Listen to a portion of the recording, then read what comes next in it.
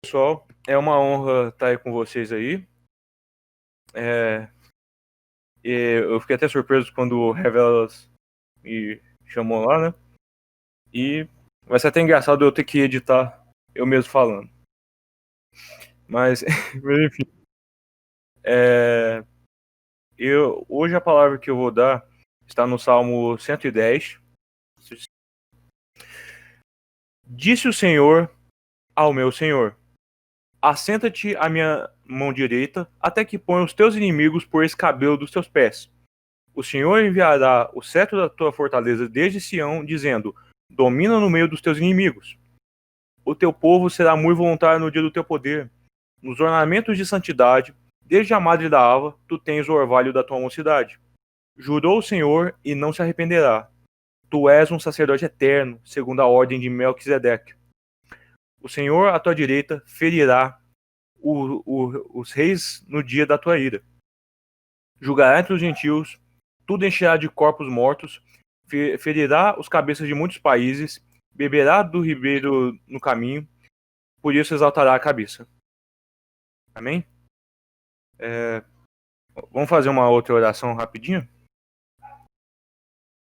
Senhor meu Deus, meu Pai, eu quero agradecer ao Senhor por estar aqui com os meus irmãos e poder, Pai, expor a Tua palavra, Pai, sabe, a eles, e pedindo, Senhor Deus, que o Senhor possa, Senhor Deus, me capacitar e que tudo que eu falar, Senhor Deus, sabe, seja da palavra do Senhor, que eu não venha, Senhor Deus, falar nada que seja contra o Teu nome e que eu possa, Senhor Deus, glorificar o Senhor através dessa palavra. Em nome do Senhor Jesus, amém. Então, pessoal, essa passagem eu escolhi justamente por ela ser um salmo messiânico, né? Eu sempre fui fascinado, né, por passagens messiânicas ali na Escritura.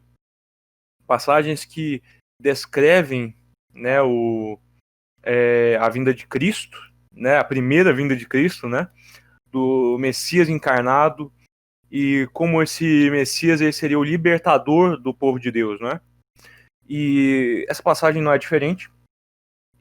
É um salmo de Davi, por mais, e aí já começa uma certa contenda dentro desse salmo, porque existem muitos judeus, né, e pessoas que são mais unitaristas, como Testemunhas de Jeová, que pegam o lance de, né, o título, né, que fala Salmo de Davi, e colocam como se fosse Salmo para Davi, querendo dizer que o Senhor, que está se referindo aqui nesse primeiro versículo, seria o rei Davi.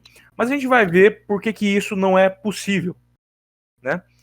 Por que dentro desse contexto isso aí está se referindo realmente a Jesus. Jesus como o nosso único e eterno rei, né?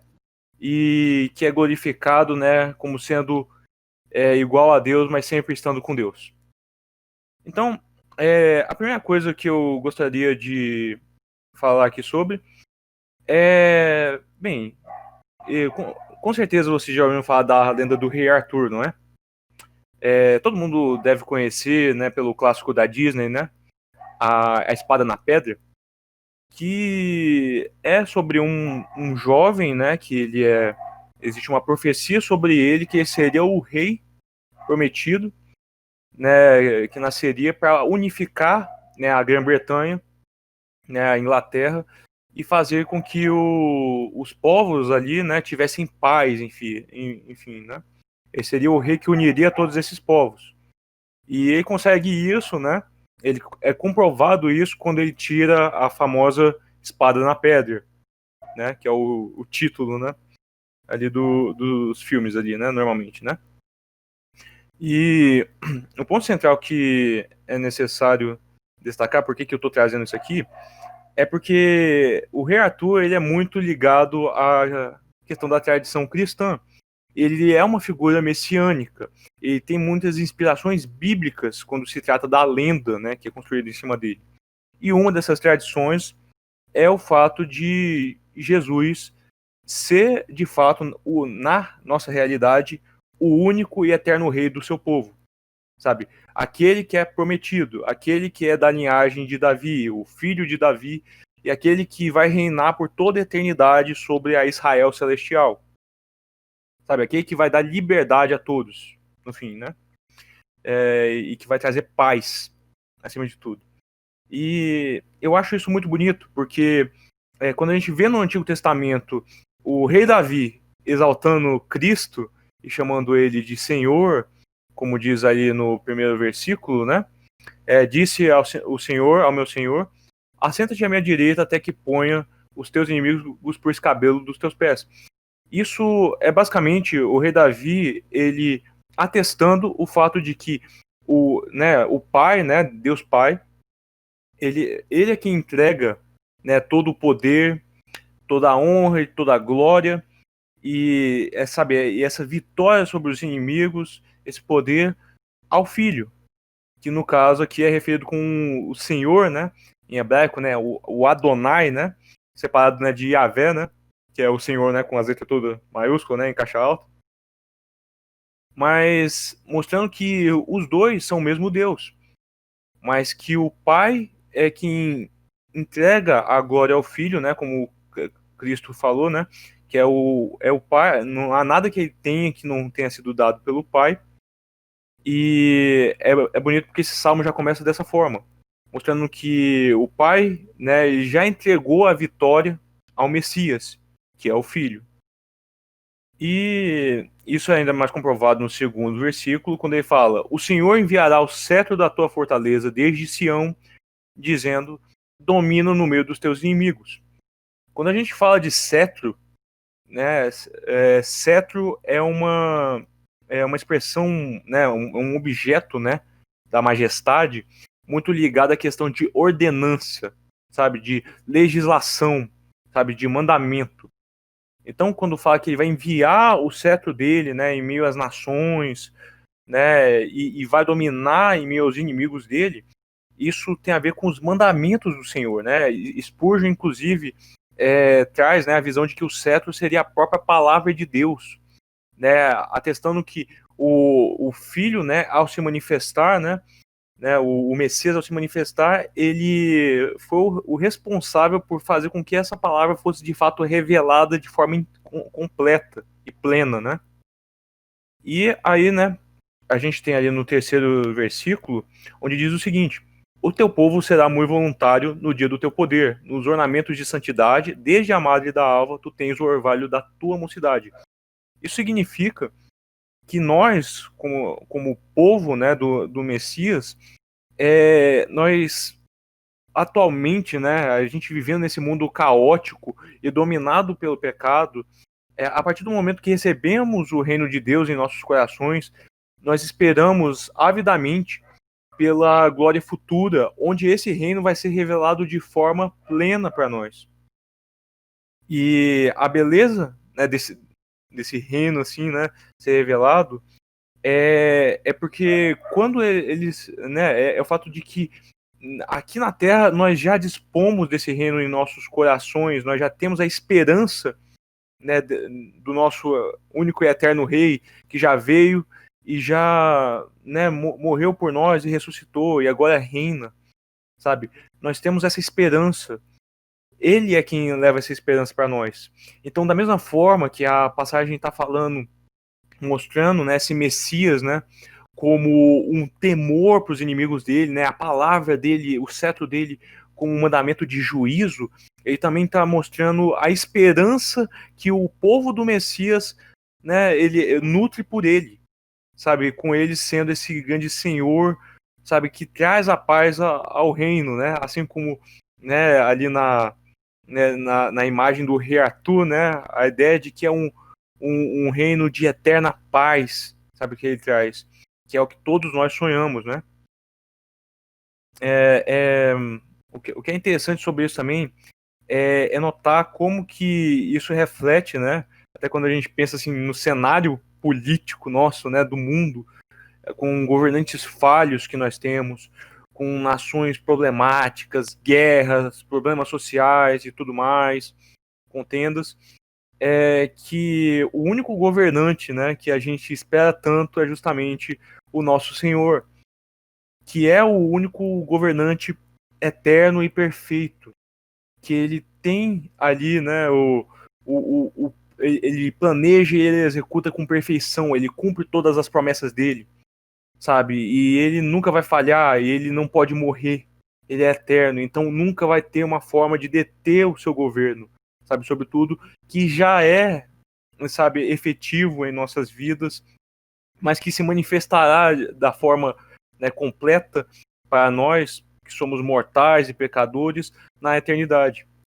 E isso é ainda mais forte quando a gente chega no versículo que desbanca a ideia, né, que eu falei ali no início, de que esse salmo poderia ser um salmo se referindo a Davi, né? Porque pô, ele é o rei, né? Ele é o senhor do povo dele. Mas esse versículo fala o seguinte: jurou o Senhor e não se arrependerá. Tu és um sacerdote eterno, segundo a ordem de Melquisedeque. Ou seja, aqui não está se referindo a Davi, porque Davi nunca foi sacerdote. E Davi nunca foi associado ao sacerdócio de forma direta. Porque ele é da tribo de Judá, ele não é da tribo de Levi. O sacerdócio aqui está se referindo, não é nem um sacerdócio terreno, né, da tribo de Levi. Aqui está se referindo a um sacerdócio eterno, um sacerdócio celestial. E quando fala da ordem de Melquisedeque, né, a gente vê como que isso, por exemplo, é interpretado lá pelo autor de Hebreus, quando ele fala que a questão de que esse sacerdócio de Melquisedeque se refere a um sacerdócio de alguém que não tem, né, nem ascendência, né, que nunca surgiu de ninguém, sabe, e um sacerdócio de alguém que nunca também teve outro igual a ele, ou seja, daquele que é único. Então, se referindo, obviamente, né, ao Cristo, ao Messias, como sendo o próprio Deus, né, e que também cumpre o papel de ser sacerdote, ou seja, ele é rei e sacerdote. E isso é muito bonito, quando a gente pensa, por exemplo, que assim como ele mostra a justiça dele sendo um rei, né, e levando o cetro dele e cumprindo os mandamentos dele, as promessas dele com o seu povo, tanto com o seu povo quanto aqueles que são seus inimigos, com aquilo que é merecido a cada um deles, ele demonstra a misericórdia dele ao seu sacerdote, responsável por sacrificar e por representar pelo seu povo. Então, basicamente, Cristo ele cumpre a função de ser tanto aquele que expia o pecado do povo, quanto aquele que pune o pecado daqueles que são os inimigos dele. E isso é ainda mais forte quando a gente vê aqui no versículo, a partir do versículo 5, né? Que fala: o Senhor à tua direita ferirá os reis no dia da sua ira, julgará entre os gentios, tudo encherá de corpos mortos, ferirá os cabeças de muitos países, beberá do ribeiro no caminho, por isso exaltará a cabeça. Esse que é um ponto, assim, maravilhoso. Aqui a passagem literalmente está chamando o Cristo, o Messias, de o Rei dos Reis. Sabe? Não existe rei na Terra, não existe governante na Terra, não existe sistema na Terra que se compare ao governo de Cristo. Cristo vai abalar todos os governos. Muitas vezes a gente se preocupa demais com eleições, né? Com o que está acontecendo na política internacional, na política nacional. Eu sou de relações internacionais, então a gente acaba tendo que se preocupar com isso de alguma forma. Mas o que essa passagem nos mostra é que mais importante do que qualquer política da Terra, sabe, do que qualquer governo na Terra, é lembrar que o nosso governo, o nosso reino, sabe, é de outra pátria. Sabe, é como Cristo falou: se os servos dele, sabe, fossem desse mundo, se o reino dele fosse desse mundo, sabe, ele não estaria sendo morto, sabe, ele não teria sido morto, ele teria sido glorificado por todos, mas ele não é desse mundo, ele é um reino eterno, sabe. Os judeus tentavam fazer de Cristo um rei terreno, sabe, tentar fazer de Cristo um líder revolucionário, sabe, mas eles ignoraram que o reino de Cristo não é limitado, sabe, pelas mudanças históricas, não é limitado pelos sistemas que são estabelecidos, pelas revoluções, movimentos políticos, ou mesmo pela opinião popular. O reino de Cristo, ele é eterno, e ele sempre vai durar, independente daquilo que nós achamos. A gente não tem influência. Não se trata de uma democracia, porque não foi nós que estabelecemos ela, o poder não vem de nós, sabe? Por isso que Cristo é o único rei absoluto, porque ninguém colocou ele lá. Ele sempre esteve lá, porque tudo pertence a ele. E como eu disse, isso é belo porque o nosso Deus é o rei de todo o universo. E por isso a gente pode ficar tranquilo, sabe? Porque sabendo que nós servimos ele, sabemos também que ele é o sacerdote que nos representa diante de Deus. E nós não temos preocupação em relação ao fato de nós sermos julgados pela condenação eterna, mas justamente porque ele nos deu a oportunidade de ter a salvação eterna e a redenção eterna sendo esse sacerdote. E nos dando perdão como rei. E isso é ainda o que me maravilha nisso tudo é pensar, nós fomos servos infiéis, nós fomos pecadores, nós quebramos os mandamentos desse rei maravilhoso, sabe, nós transgredimos o reino, no reino dele, nós fizemos com que o reino dele se tornasse impuro, sabe, aqui nesse universo, mas a questão é que isso não afeta ele. E a questão é que ele mesmo purifica o seu reino. Ele mesmo é quem chega lá naqueles que foram sujos pelo pecado, sabe, que somos nós, nos pega pela mão como servos, assim como acontecia, né, na Idade Média, né, e nos dá o seu favor, sabe, mesmo a gente não merecendo. A gente não merece o favor do Rei dos Reis, mas ele se entrega por nós. Ele morre uma morte humilhante como o servo dos servos. Mas essa morte glorificou o nome dele. Ao contrário do que pensariam, né, se fosse um rei terreno. Chamaram ele de rei dos judeus para caçoar dele na cruz. Mas a verdade é que eles estavam atestando uma verdade. Jesus é o único e eterno rei dos judeus, mas não são os judeus terrenos. Não é só os judeus terrenos. São os judeus espirituais. São aqueles que são da pátria de Abraão, espirituais, que somos nós, que somos igreja dele.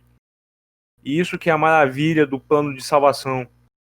Cristo morreu como o servo dos servos, o mais humilhado. Mas quando ele ressuscitou e ascendeu à direita do Pai, ele foi entronizado diante das nações e revelado como o único e eterno rei de todos os homens, sem exceção.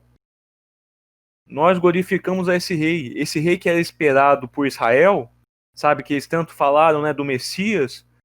Ele pode não ter vindo como eles esperavam que seria, um grande revolucionário que derrubaria o Império Romano, mas ele veio muito melhor do que isso, porque ele nos dá a esperança de vencer até a morte, sabe, e a morte pelo pecado. Então é um rei que ele supre todas as nossas necessidades e que nós podemos crer que o reino dele é para sempre. Ele é um rei bom, acima de tudo. E a gente sempre vai ter a alegria da eternidade por servir esse rei. É basicamente isso que eu queria trazer para vocês. Senhor, meu Deus e meu Pai, obrigado, Pai, por ser o nosso rei, por ser o nosso sacerdote, por ser aquele que tem governo sobre todas as coisas, por ser justo e misericordioso com o seu povo, e também por, no fim, também punir aqueles que vão contra a tua face. Pois o Senhor, Pai, nos deu a oportunidade, Senhor Deus, de servirmos ao Senhor no teu reino eterno, e por isso somos gratos. Eu peço, Senhor Deus, que o Senhor perdoe todos os nossos pecados e traga em nós a paz, Senhor Deus, que só, sabe, o teu reino pode trazer.